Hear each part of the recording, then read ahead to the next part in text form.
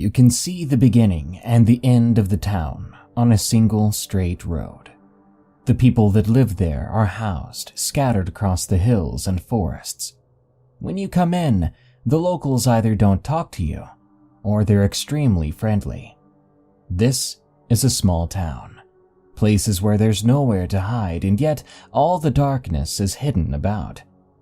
If you're lucky, you might just stumble upon a small town with something terrible to hide. Enjoy these allegedly true and scary small town stories. If you have a scary story of your own, share it with us at darkstories.org. I'd love to hear some stories from where you work. Also, you can follow this show as a podcast, as well as my other podcast, Freaky Folklore, on Spotify, iTunes, and EerieCast.com. Links are in the description. Now, let's begin. Results of Bad Behavior, from Edgar A. This story is true as much as my memory allows. Some of the details may not be exact. This happened to me back in the early 80s, when I was around 21 or 22 years old. I worked at an oilfield construction company here in my hometown, which is in West Texas, a small town of 10,000 people. I won't give all the specifics. I want to protect my friend's anonymity. I worked with a guy we'll call Kevin, and we became good friends. I had a bad habit in those days of drinking way too much, but I've tried to change my ways because of what happened to me back then. We would work all day and then go home, Kevin to his house and me to mine. I would get cleaned up and then usually go get some booze, a bottle and a case of beer. Then we'd meet up at Kevin's house. Kevin lived in a very old home. Not sure when it was built, but it was old. We would spend our evenings drinking, talking, listening to music, and occasionally some other friends would show up for the festivities. Mostly it was just me and him, though, boozing it up until late at night. Kevin was a very talented and interesting guy. He would swig down beer and chase it with whiskey. The guy was a heavyweight when it came to drinking. He would play his guitar and sing. We'd have a great time. But I kept thinking in the back of my mind that my life was going nowhere. I knew that I should be doing something more with my life. Something more constructive. This is where the story starts to get weird. Somehow, I don't remember exactly how or where it came from, we ended up with a spirit board. I think someone must have left it there because I didn't bring it myself, and I don't think Kevin bought it. Yet, there it was, and we made the mistake of using it on several occasions. We'd ask it all kinds of questions. Sometimes, to our amazement, it would work. We would get intelligent answers. Other times it would do nothing or just go in circles. So we ended up putting it away, but it was too late. I believe we may have stirred something up. On one occasion I was there as usual, drinking with Kevin, and things had gotten quiet.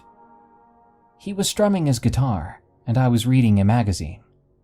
All of a sudden, I got a strong smell of perfume. I asked Kevin if he could smell it. He said with a concerned look on his face, "Yeah, I smell it." We could both smell a woman's perfume in the room, but we were the only two there. The smell faded away and we both just kind of forgot. On another night, we were sitting in his living room talking, and I happened to look up at the light fixture in the middle of the ceiling. It was a heavy iron fixture, and I could have sworn all that time I thought it was black in color. But as I looked at it, it was most definitely green. I said to Kevin, "Hey Kev, don't look up, but tell me what color the light fixture is." He looked at me strangely and said, "Black." I said, "Okay, now look at it." He raised his head and looked at the light with an expression of confusion coming over his face. He was like, "What the? I thought it was black, it's green." On another occasion, after a night of some drinking, I told him I had to go, and we walked out onto his front porch together. I started walking toward my car, which was parked under an old dead tree in front of his house. I was saying goodbye, see you tomorrow, or something to that effect, and I happened to look up in the tree above my car. There was a huge bird. A blackbird with a yellow beak. I've lived in West Texas all my life, and I've never seen a bird like that before. It was making a noise similar to a crow. What the heck? I thought that it seemed very strange, but just continued to my car and drove the 10 blocks or so to my house. I had a digital clock in my room, and when I came in, I noticed it was 11:11. Thinking nothing of it, I went to bed and almost immediately fell asleep. I began to have terrible dreams. I was dreaming of another friend who had killed himself. I saw my friend in the dream, and he was sitting on a green velvet couch that was on a huge carpet, suspended in the air. The dead tree with the creepy bird was above my dead friend. And yes, in the dream he looked dead. He didn't say a word to me. He just looked at me like he was in a trance. I woke up, at least I think I was awake, and I could feel a hand on my left foot. I tried to move my foot, but I couldn't. I was petrified. I slowly got the courage to look at the foot of my bed. Nothing. Nobody was there. I got up and turned on the light. Nothing, no one. I don't think I got much sleep that night. But it doesn't end there. I continued all that summer to go to Kevin's house and drink with him.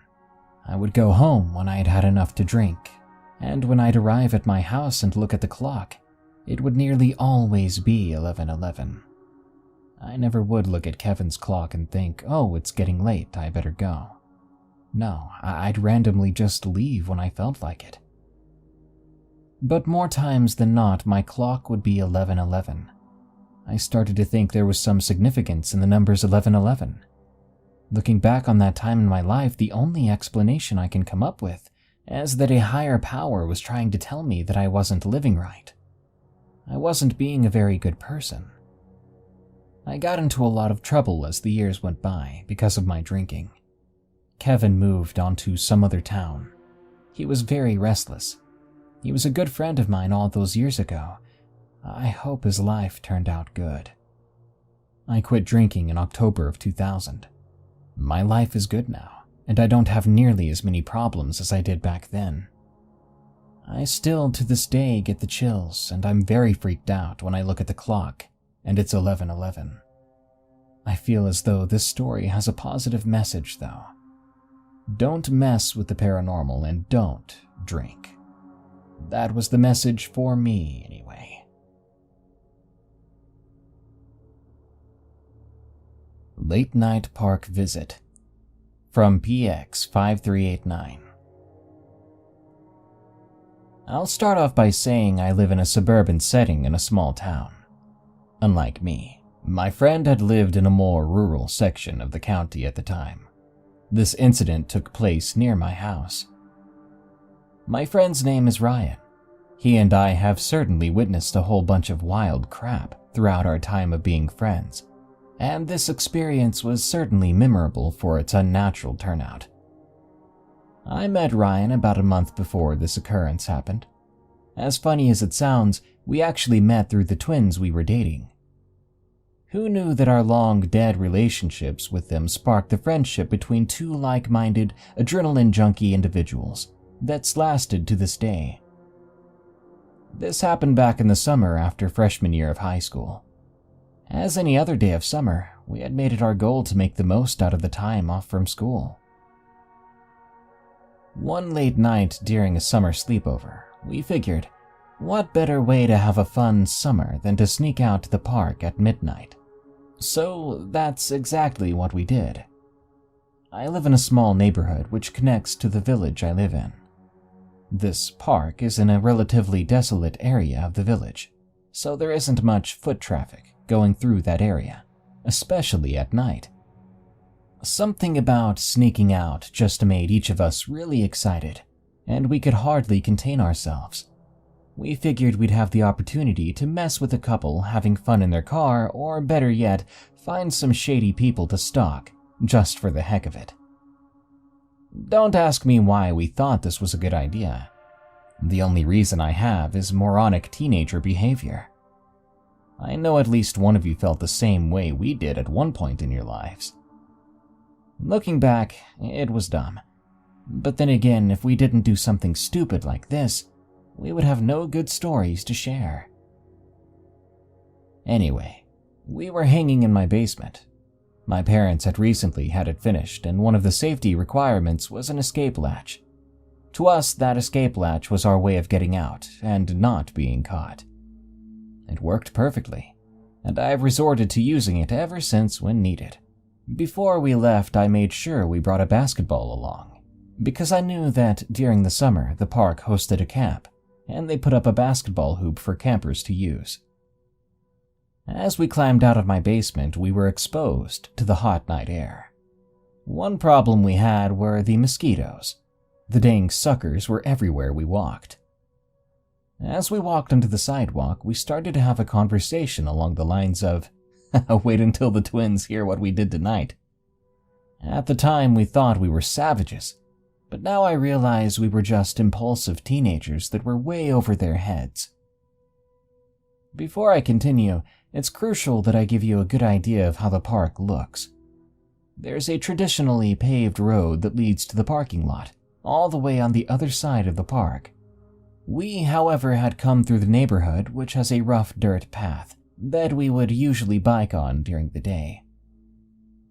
As we walked across this dirt path, there were baseball fields on either sides of us, with their dugouts empty. We continued to walk, wary of our surroundings, until we made our way to the dimly lit pavilion. Next to the pavilion was one area with playground equipment. This was often referred to as the little kids area. The parking lot connected to the pavilion and this playground. About a quarter mile down the parking lot was the big kids area, with more complex equipment. This area was located much closer to the entrance of the park.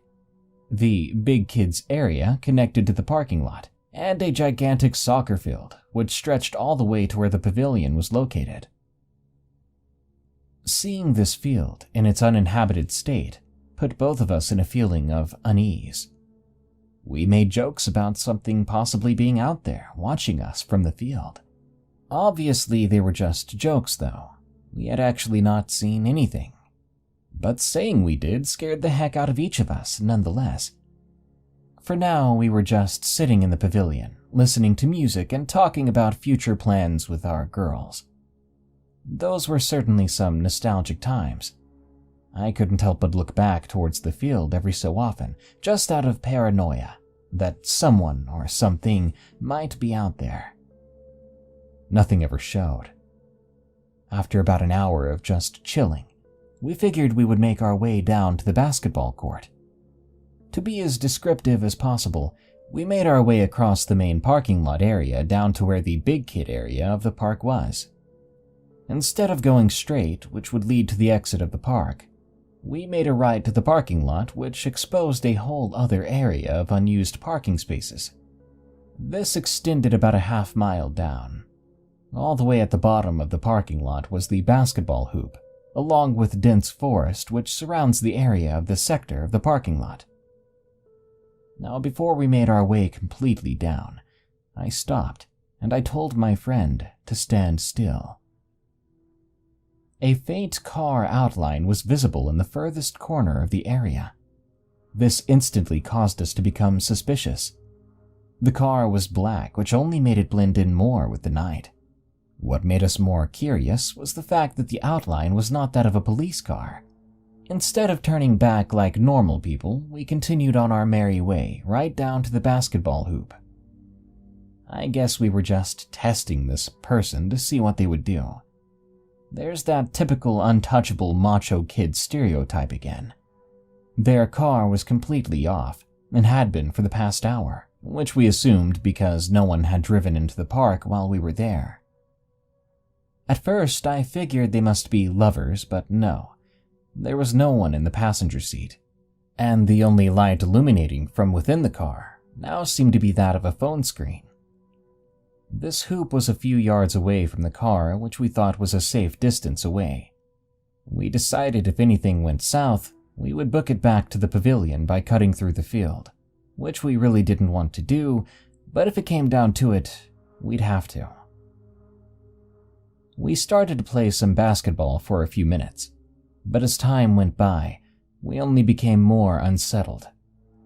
The fact that this person was sitting in their car unbothered by us made us each on edge. Instead of shooting around, we had begun to occasionally dribble the ball, while just staring at the car in our peripheral vision. During an interval of my friend dribbling the ball, I could swear I heard the evermost slight crack of the car driver's side door opening. I told my friend to quit it, and we each stared at the car waiting for something to happen. We were silent. A few moments passed, and at this point nothing happened. Now sort of teed off that this guy was ruining our time, I yelled some profanities his way, and foolishly threatened to call the police, which I was quite sure he heard. Right after I finished, the car engine came to life, and the car began to violently back out of the spot it was parked in. It was truly disturbing how a night so silent had turned into an episode of screeching tires and burning rubber. As soon as this guy began to back out, that's when me and my friend booked it. We ran up the little hill that led to the field and hopped the fence. Screw whatever imaginary cryptid could be stalking us in the field. Right now, the main priority was to get away from this lunatic in their car. As we made our way through the field, we saw the car driving full speed right out of the parking lot and out of the park. We were left in the confusion, not even knowing what to think. So many questions had been running through my mind. Had that guy just tried to run us over? Why had he been in such a hurry to leave? What if we hadn't run to the soccer field in time? What if I hadn't noticed him open the door ever so slightly? All these questions have remained unanswered to this day. I'm getting ahead of myself, though. This wasn't even the most freakish part of the night. That is yet to come. As we had made our way back to the pavilion, we sat down on one of the benches and sat in complete silence for a few minutes, contemplating what just happened. After just sitting there for a few minutes, we started to just talk again, watching the entrance to the park, just in case anyone drove in. We sat there for a decent amount of time until Ryan suddenly whispered to me, "Dude, check it. Is that someone on the swings?" My stomach sank. On the other side of the park, where the big kid area was, we saw a dark figure. We watched closely as the silhouette went up and down. We fell silent, studying what was right in front of us. What really spooked me was the distant yet familiar sound of that rusty chain swinging slowly back and forth. I got goosebumps as I picked up on the sound. How could someone have gotten there without us noticing, especially if they had not come through the neighborhood entrance or road entrance? This wasn't one of those cliches where as soon as you notice the thing, it stops doing whatever it's doing and looks you dead in the eye and comes towards you. No. Instead, my friend decided to yell out to them. That's right. He literally said, "Hey, you want to play some basketball?" Whoever we were looking at stopped swinging and looked in our general direction. I was on the verge of punching Ryan so hard in the mouth for what he just said. I told him, "Dude, what the heck? What if he runs towards us?" He simply replied, "Don't worry, bro. He's outnumbered, and we have pocket knives." As I recall that line now, I cringe so hard, fully understanding what clowns we were. It's honestly comical to a certain degree when you take out the potentially life-threatening dude that was only a sprinting distance away from us. But no, that figure didn't advance towards us. They didn't make a sound. All they did was get up off the swing and head into the small bathroom facility that was located right next to the park area. They were hooded, and we only saw the back of them as they went in. Judging by stature, this person looked tall and lanky. Me and my friend were officially freaked out, but we stood there in anticipation for a few minutes just waiting. 10 minutes passed, and we had been staring right at the door the person had entered, waiting for the door to open again. A few minutes after that, the door swung open. The same individual came out, but they faced us this time. We were able to distinguish their face. Their eyes were enormous, and their hair was a wild mess across their face and beneath their hood. At first, I was confused and thought we were looking at a complete freak. I was so disturbed. I looked down at the mouth, and it was twisted in this horrific, static grimace. That's when I realized it must have been a mask. Thinking about it now, it reminded me very much of that Momo character that was hyped up a few years back. They gave a quick wave in our direction and motioned us to follow.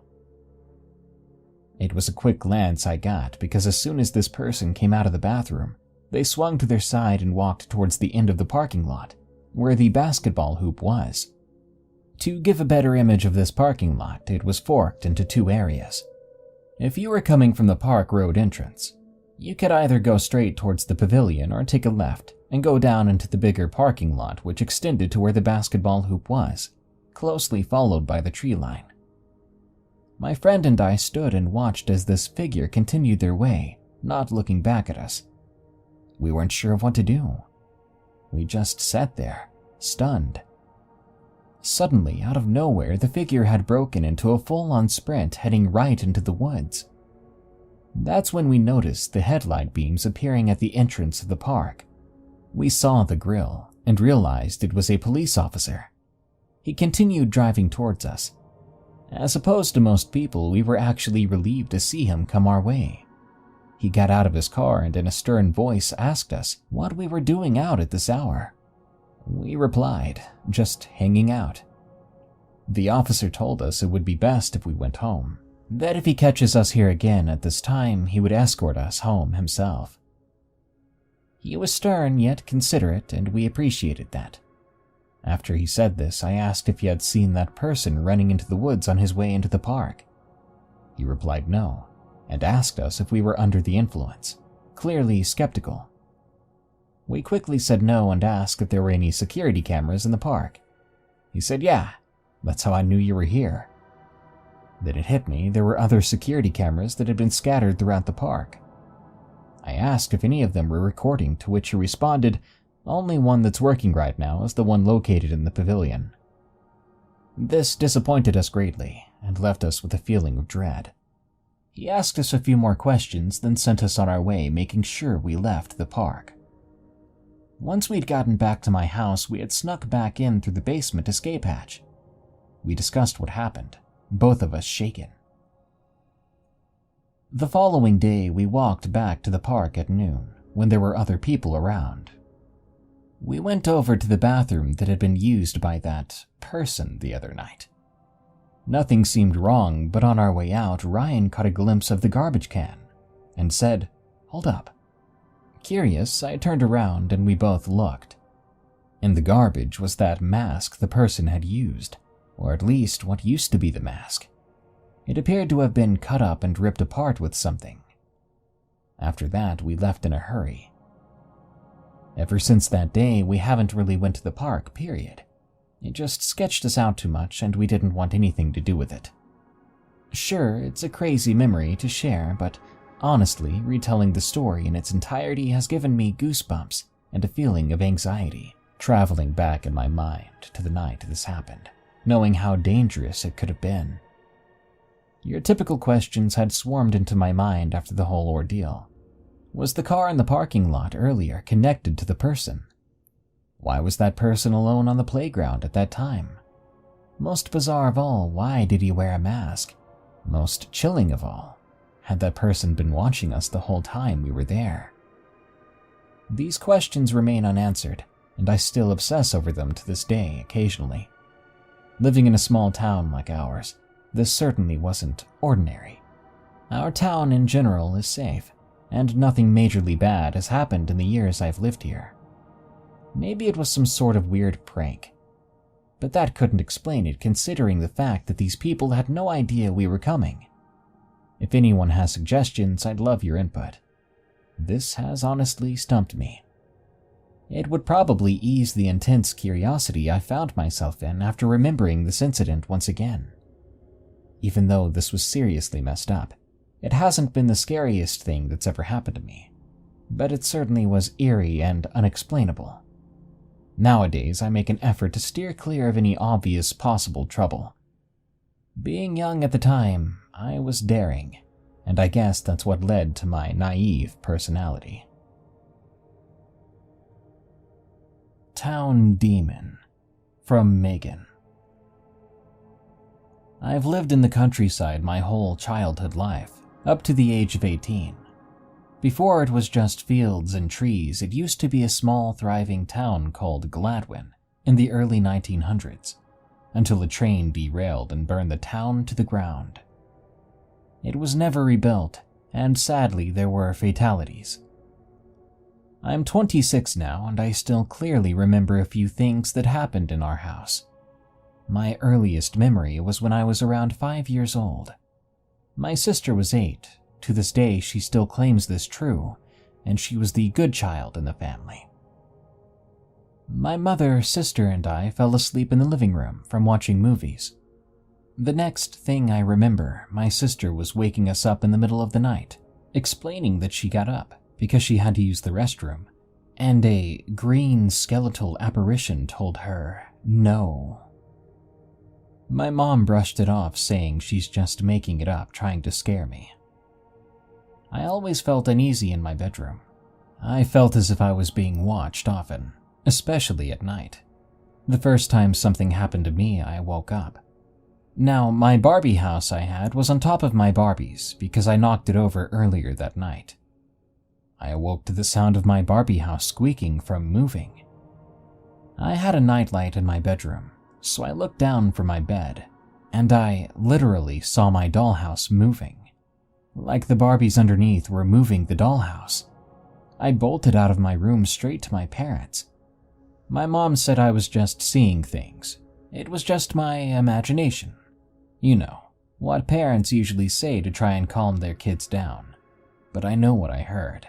I know what I saw. I slept in the living room for 3 years after that. When my sister moved out of the house, I switched to her bedroom, which was smaller but felt more pure. I never had an uneasy feeling in her room. I stayed in that bedroom until I moved out of the house. At the age of 19 or 20, my sister and I were visiting our parents. Around 11 p.m. we heard 2 bangs on the side of our house. The next day we found my grandmother deceased in her home. We think it was her spirit saying goodbye. My grandparents lived like 15 yards from my parents. I feel sorry for my mother, because she also found my grandfather's body years before that.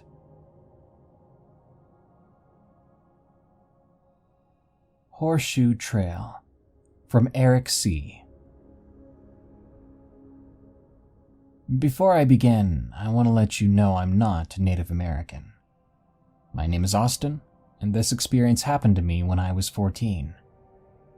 My friend Travis invited me to go visit his uncle's house in Sedona, Arizona, for 2 weeks. It's a small town with a population of a little over 10,000. We left the school day ended. We soon arrived, and mark my words, Sedona is the most beautiful place I've ever seen. The red mountains and red rocks are breathtaking. On the 3rd day, Travis's uncle wanted to know if we wanted to go hiking on one of the mountain trails. We said yes, and we were excited. It was very hot out, so we decided to go around 6 p.m. It was about a 10-minute drive, but we ended up making it there around 6:20. There were multiple trails, but we went on one called Horseshoe Trail because Travis's uncle, let's call him Scott, said there was a lot of wildlife on the trail. It was a 4-mile hike and it wasn't going to get dark anytime soon, so we weren't worrying, and we did see a lot of wildlife. About 2 miles into the hike, Travis said he thought something was watching us. I said nothing's watching us, and if there really is something, it's probably a bird. We got to the 3-mile checkpoint when suddenly the noise stopped. No animals were making noise. We stopped to wonder what was happening until we heard something slowly walk towards us. I began to smell something dead and disgusting. Scott noticed it too, and he gave a look like something bad was about to happen. He told us in a trembling voice, "We have to get out of here, quickly." We ran down the hill and into the car. When we got home, we asked Scott what happened, but he didn't answer. So we went to bed. A couple of hours later, I was awakened to the same smell. I got up and woke Travis. We then heard bones cracking and something growling. It seemed to be coming outside the window. Travis, it is your uncle, Scott. Come outside. I need you. That wasn't his uncle. We ran to Scott's room, and sure enough, there he was. We woke him. Scott ran outside with a pistol and shot after whatever that was, but none of us really knew. I will always remember what happened, but I'm still confused as to what that was.